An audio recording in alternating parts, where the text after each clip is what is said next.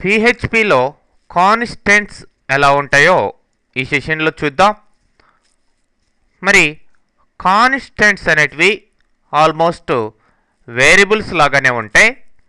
అయితే ఈ యొక్క కాన్స్టెంట్స్ని ఒక్కసారి డిఫైన్ చేసిన తర్వాత ఎక్కడా కూడా దాని వాల్యూని చేంజ్ చేయలేం లేదా అన్డిఫైన్ చేయలేం.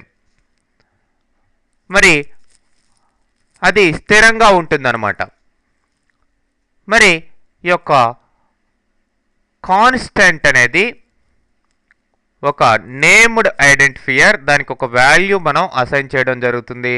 మరి ఈ యొక్క కాన్స్టెంట్ నేమ్ అనేది ఎప్పుడు కూడా లెటర్తో కానీ లేదంటే అండర్ స్కోర్ తోటి కానీ స్టార్ట్ కావాలి. వేరియబుల్ లాగా ఇది డాలర్ తోటి స్టార్ట్ కాదు, డాలర్ ఇవ్వాల్సిన అవసరం లేదు. మరి కాన్స్టెంట్స్ ఆటోమేటిక్గా గ్లోబల్ లెవెల్లో వర్క్ అవుతాయి. అంటే వేరియబుల్స్ అయితే లోకల్ వేరియబుల్స్, గ్లోబల్ వేరియబుల్స్ డిఫరెంట్గా ఉంటాయి.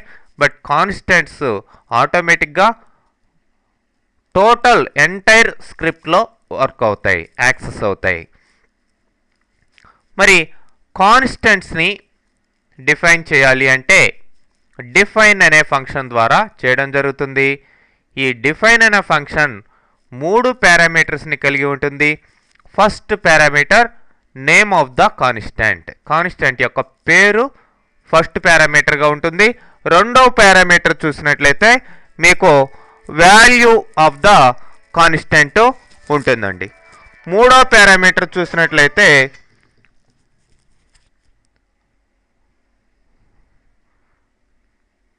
ఈ యొక్క కాన్స్టెంట్ కేస్ సెన్సిటివ్నెస్ని కలిగి ఉండాలా వద్దా అనేది మూడో పారామీటర్ చెప్తుంది.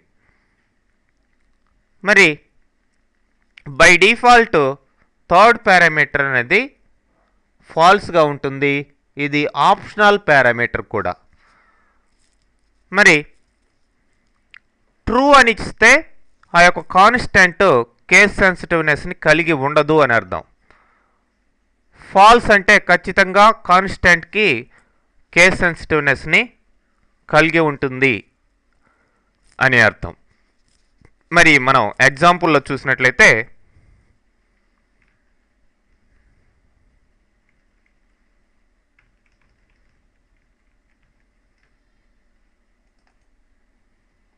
ఇక్కడ డిఫైన్ అని ఒక కాన్స్టెంట్ని డిఫైన్ చేసాం, గ్రీటింగ్ అనే కాన్స్టెంట్ని.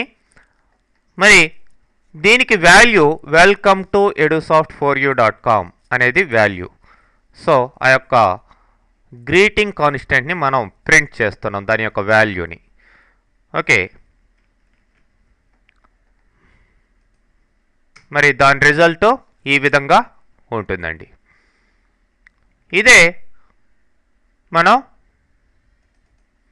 ఇంకొక ఎగ్జాంపుల్లో ఇక్కడ ట్రూ అని ఇవ్వడం జరిగింది, థర్డ్ పారామీటర్. అంటే ఈ గ్రీటింగ్ అనే కాన్స్టెంట్ కేస్ సెన్సిటివ్నెస్ని కలిగి లేదు అని అర్థం. అంటే గ్రీటింగ్ అని క్యాపిటల్లో ఇచ్చినా స్మాల్లో ఇచ్చినా ఒకటే అని అర్థం. సో ఇప్పుడు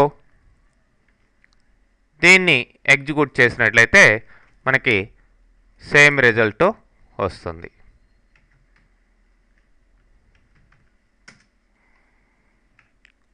అయితే ఇప్పుడు ఇక్కడ ట్రూ అనేది తీసేసాము అనుకోండి, ఇప్పుడు దానికి కేస్ సెన్సిటివ్నెస్ వస్తుంది.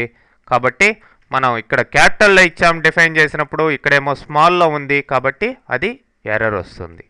చూడండి, అన్డిఫైన్డ్ కాన్స్టెంట్ గ్రీటింగ్ అని ఎర్రర్ రావడం జరిగింది. ఓకే, అదే ఇప్పుడు క్యాపిటల్లో ఇస్తే వర్క్ అవుతుంది మామూలుగా యాజ్ యూజువల్, లేదంటే ఇక్కడ ట్రూ అని ఇచ్చినా వర్క్ అవుతుంది.